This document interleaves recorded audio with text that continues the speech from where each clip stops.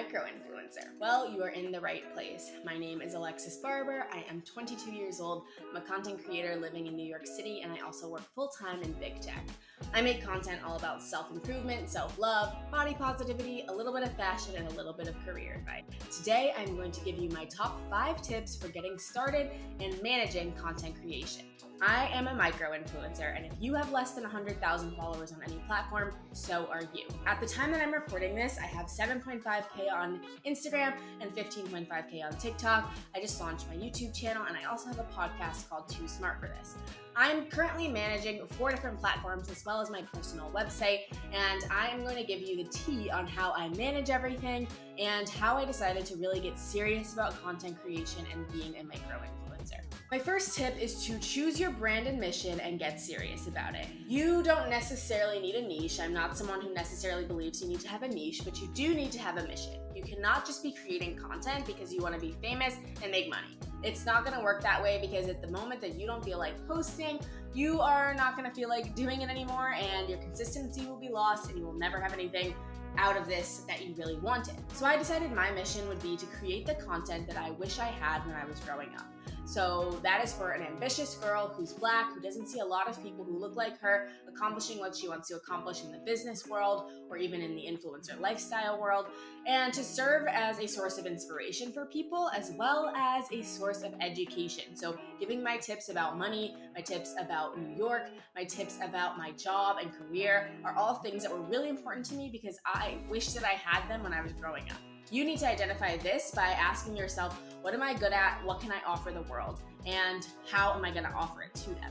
My next tip is to educate, inspire, or entertain. You've probably heard this before, but it's something that I wasn't consistently following, and when I did, I started to see a lot of growth in my account. I don't necessarily think you need a niche, like I said before. It definitely makes things easier if you want to grow in terms of education as one of these 3, but it's not 100% necessary.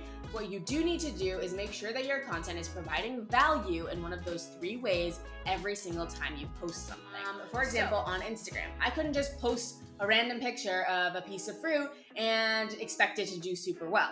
Maybe I was, and that was just like a content strategy and a form of entertainment, but it's not necessarily helping my followers if I'm just posting a bunch of pictures of fruit 24/7. So I made the choice to, every time I post something, I have to remind myself that it either needs to educate, inspire, or entertain, and it needs to go back to my core mission, which is to create that content that I wish that I had. So I do that in different ways on different platforms, and that's something that I wish I knew before I started.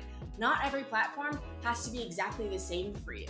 You could be someone who is on TikTok making super funny videos and on Instagram have a very aesthetically pleasing feed and just talk about your life and your stories. So it's not 100% necessary that every single platform does all 3 of these, but every single platform does need to do at least one, and every piece of content needs to do at least one as well. An example of how I do this is my core mission is to help people through self-love and self-improvement. On Instagram, I do that by sharing my vulnerabilities on Instagram stories 24/7. I also provide entertainment by providing great pictures and links to my favorite outfits and that type of thing on Instagram too. But on TikTok, that mission of empowering people through self-love and self-development is accomplished by sharing my everyday life and my career advice, as well as sharing fashion and beauty tips for people who are in normal-sized bodies like myself. So that educates in one way, while also inspiring with the vlogs, and entertains people because I get to show them my real experiences and my vulnerabilities.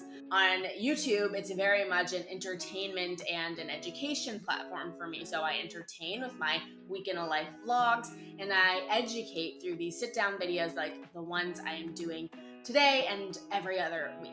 On my podcast, it is very educational. So that's a time where you sit down and talk, and it's either educational content from my guests or from me in everything we talk about. So just remember that your content needs to do these 3 things, or else you're really not going to get anywhere. The most tangible tip I can provide you is batch creation.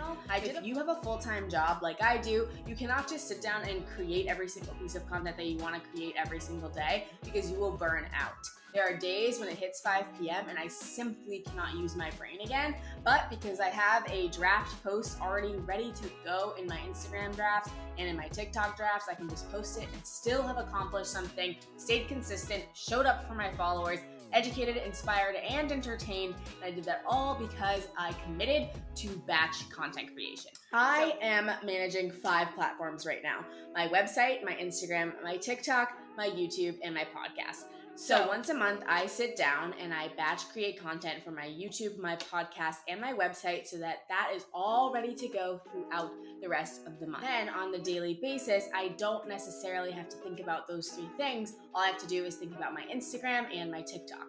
At the beginning of every week, I also batch create for my Instagram and TikTok, and that just looks like editing photos I might have taken that weekend, adding captions and drafting them, and maybe it's creating TikToks that I know I'm going to post throughout the rest of the week when I won't have time to maybe edit a vlog that day or something like that, you know? So I firmly believe you don't have to be everywhere. You don't have to stick to being on all 5 of these platforms. I started with Instagram, then I added a podcast, then I added TikTok, then I added YouTube, and I had to have a website throughout that, but I did not necessarily I wouldn't say you need to start on all 5 of those. I think you need to develop an audience somewhere, and then you can expand to the when you have bandwidth. So when it comes to batch content creation, I will sit down and look at a quarter. So I'll look at the next 3 months and the type of content I want to create. So for example, at the beginning of April, I sat down and I said, all right, it's about to be spring into summer. We're going to be transitioning out of a pandemic into a more normal world. What kind of content do I want to create on YouTube, Instagram, TikTok, all this stuff? So then at the beginning of every month, I sit down and create the website, the blog posts. I sit down and do the newsletter for that month. I write out the YouTube content I want to do, and I film those sit-down videos, and I record the podcast for the solo episodes. I can't control when I record my interviews, but I do edit all of those interviews at the beginning of the month and upload them so they are ready to go. So I don't have to touch 3 platforms other than 1 weekend a month. That is crucial. So my final tip is to make that money. You got a consistent content schedule that you are needing. You have a niche, you have a following, you know exactly what you're doing and why you're doing it, and you're already acting as if you have those followers and they are just coming to you because you are attracting them, because you are killing it. Now, what do you do about money? I decided, however, that I needed to be professional about the way I went about these things. So I had a website. I used Squarespace for my website. I had contact information there. I had a business email that I got with my Squarespace account and attached it to my Instagram, which is crucial. These are baseline things that you should be doing. You should be securing your username on all platforms. You should have an email that is just for your content creation. You should have a website, hopefully, that has your contact information, and you want to have all of that ready to go so that when a brand does want to reach out to you, they know exactly where to go. Don't make this hard for them, okay? There are a few ways that you can make money as a micro-influencer. There are brand deals, there is affiliate links, and there is selling your own products. And I personally do all 3. So affiliate linking is something that I was skimping on for a while, girls. So affiliate links are super important, and they're a great source of passive income. Whatever you wear sometimes, or anything you have on Amazon, you just have those set up so that if somebody wants to buy something that you have, they can go to the link in your bio and they can get it, which is really, really crucial. So I use Amazon Store, and that's a form of income because I have Amazon affiliates. So anytime I order something, I can get a bit of a commission back on that from whoever also orders it because they got the recommendation from me. I also use Reward Style, which is something that is invite only, but it's pretty easy to get on the wait list. And essentially that is affiliate linking as well. So on any website that you buy something, you can link that and have it go back to you, a little bit of a commission.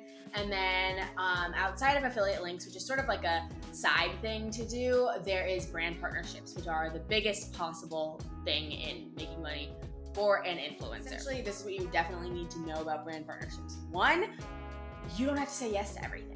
I was saying yes to a lot of stuff and that I was never going to use, like random supplements and stuff. You don't have to say yes to it, but you can if you want to.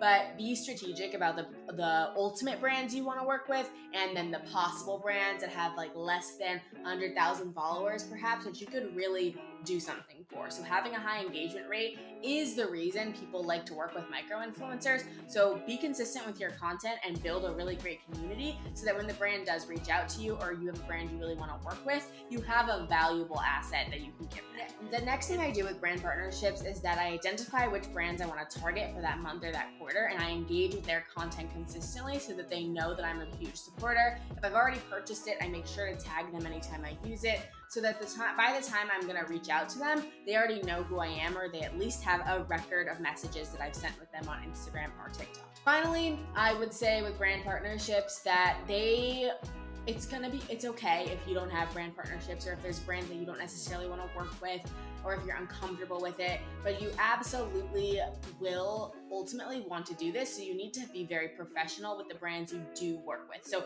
even if a ton of brands email you and they're like, I want to do this with you, I want to do this with you, always respond within 24 hours. Always be polite, always be kind, and always be professional, because otherwise you don't know who these brands are talking to. A lot of them use the same PR company for multiple brands, and that could be setting yourself up to be blacklisted from a ton of different brands if you are unprofessional or disrespectful to that brand. So the last way you can make money as a micro-influencer is by selling your own products. So a lot of people sell presets if you have a very aesthetic brand. I sell templates, which are organization templates, and they're just ones I was making and using for myself, and lots of people really liked them, so I set up a store on Squarespace and I sell them there.